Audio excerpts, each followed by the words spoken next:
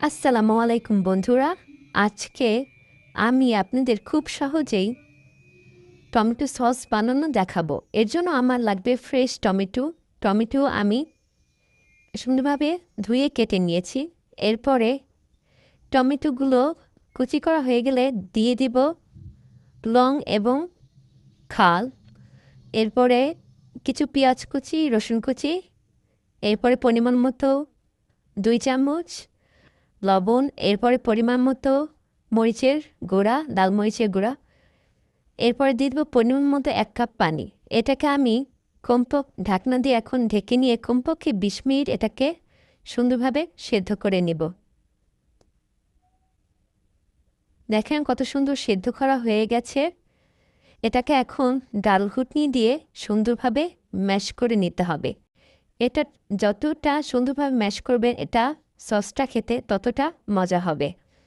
সুন্দরভাবে এটাকে ম্যাশ করে নেওয়া হয়ে গেলে এরপরে এটা একটা পাত্রে পানি দিয়ে সুন্দরভাবে এটাকে ডাল ঘুটনি দিয়ে ঘুটে সুন্দরভাবে এটাকে ঠান্ডা করে নেব। ঠান্ডা করা হয়ে গেলে একটা ব্লেন্ডারের জারে ঢেলে সুন্দরভাবে ব্লেন্ড করে নিব একবারে মসৃণভাবে।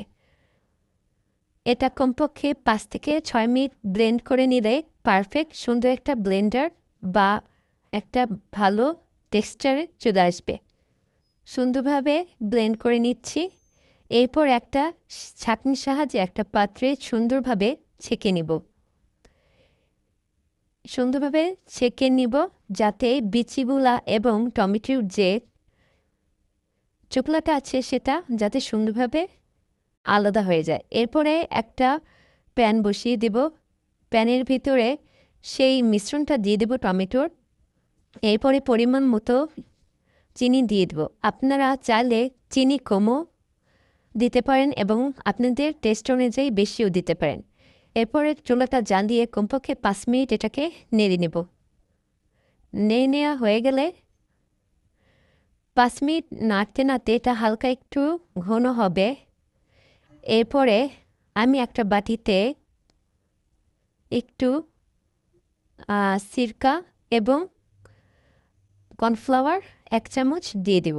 এরপর সুন্দরভাবে এই মিশ্রণের ভিতরে দিয়ে দেব কর্নফ্লাওয়ার এবং সিরকাটা। এরপরে আস্তে আস্তে কমপক্ষে আরও 5 থেকে 7 মিনিট এটাকে সুন্দরভাবে নেড়ে নেব হাই হিটে। সসটা আপনারা যতটা জ্বালাবেন এটা খেতে ততটা টেস্ট এবং ভালো হবে। এটা সুন্দরভাবে দেখেন কত সুন্দরভাবে এটা বলক চলে আসছে। বলক চলে আসলে